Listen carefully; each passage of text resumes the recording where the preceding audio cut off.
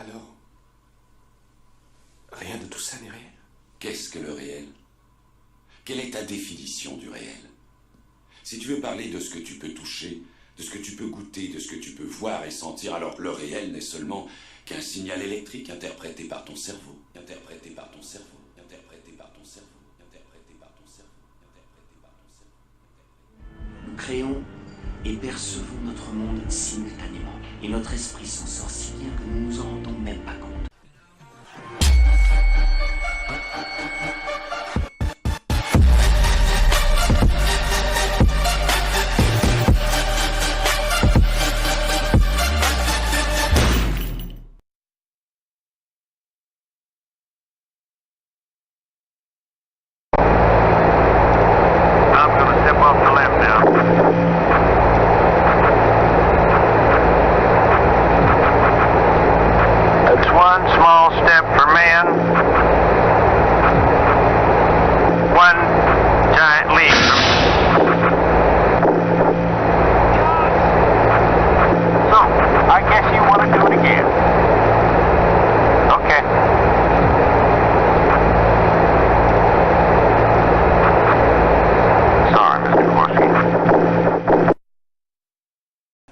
Eh bien, de la joie et de la bonne humeur. Alors là, t'as les jeux, et là... Dégage! Dégage!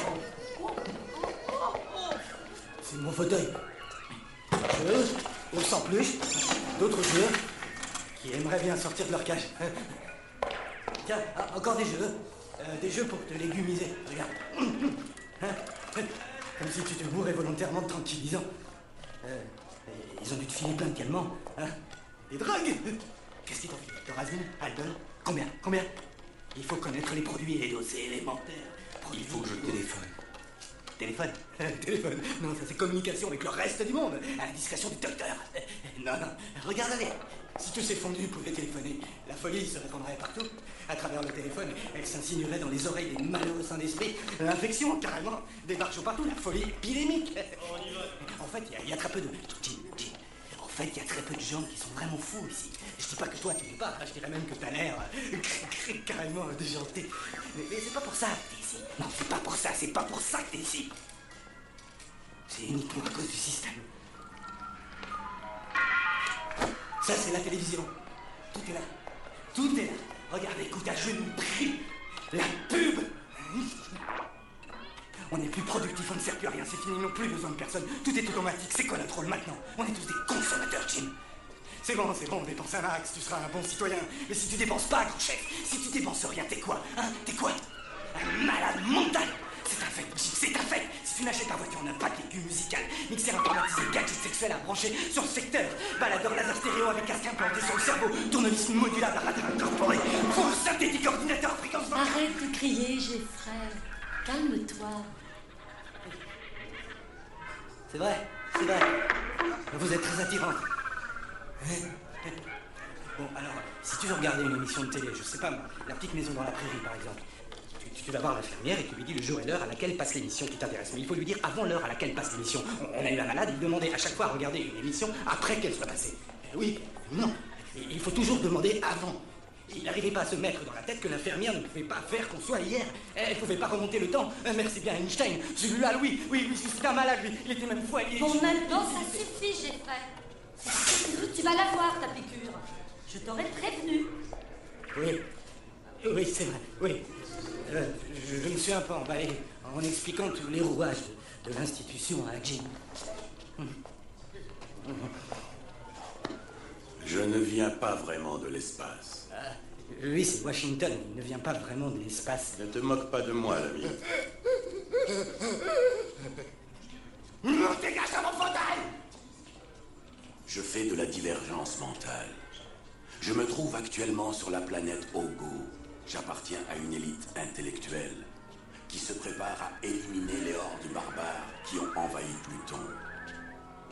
Pourtant, bien que tout soit totalement convaincant, et même si cela me semble réel en tout point, le fait est que Ogo est une élaboration de mon mental. Je suis mentalement divergent. De cette manière, j'échappe à certaines réalités innommables qui me rendent la vie impossible ici. Quand je cesserai d'aller là-bas, je serai guéri. Est-ce que toi aussi tu es divergent, frère?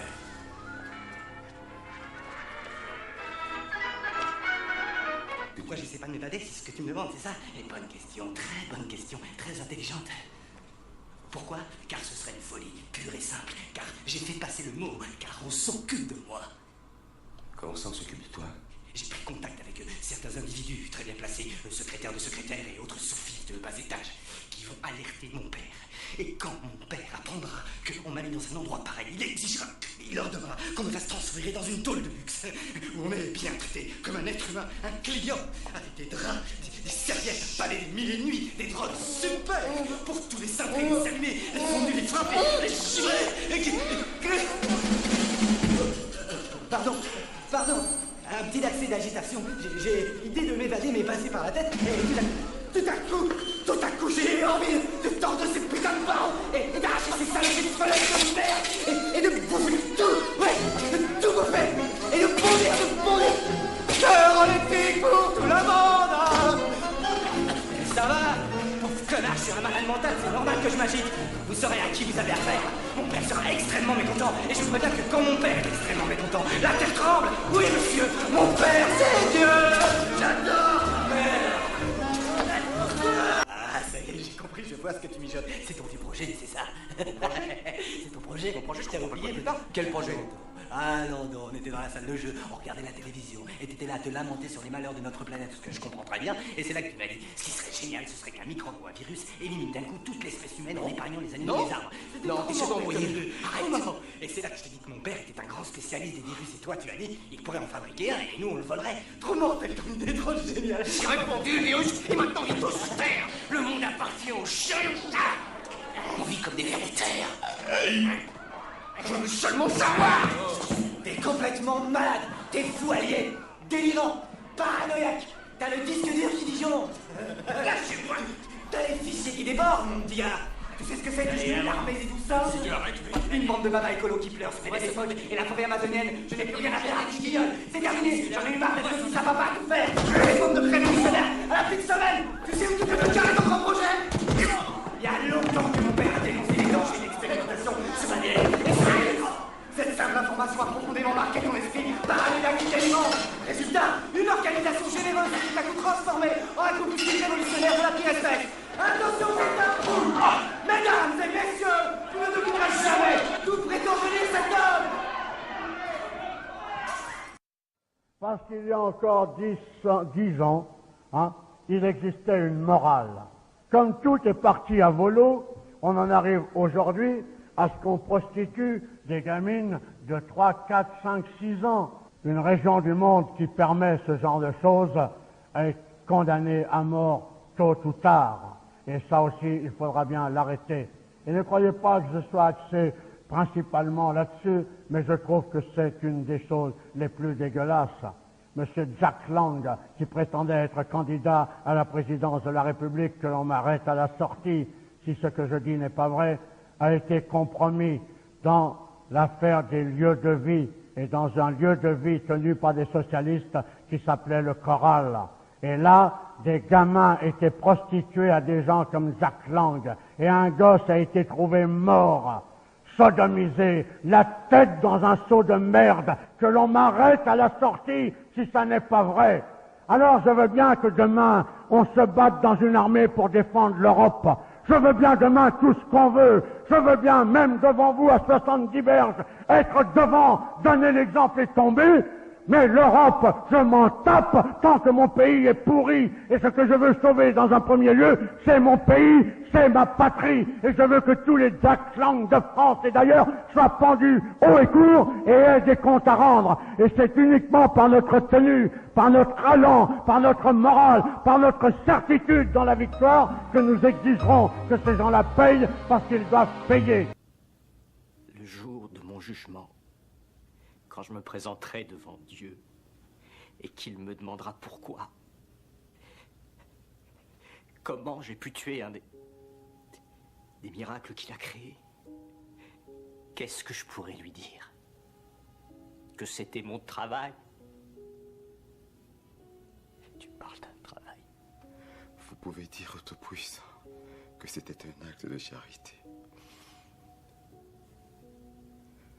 Je sens que vous en souffrez. Et je sens, moi, votre douleur. Mais il faut que vous arrêtiez. Je vais en finir avec tout ça. Je vous jure. Je suis fatigué, patron. Fatigué de devoir courir les routes et d'être seul comme un moineau sous la pluie. Fatigué d'avoir jamais un ami pour parler, pour me dire où on va, d'où on vient et pourquoi. Mais surtout, je suis fatigué de voir les hommes se battre les uns contre les autres. Je suis fatigué de toute la peine et la souffrance que je sens dans le monde. Il y en a trop. C'est comme si j'avais des bouts de verre dans ma tête. Tout le temps, pas trop. Vous comprenez? Oui, John, oui, je crois. Il y a bien quelque chose qu'on peut faire pour toi?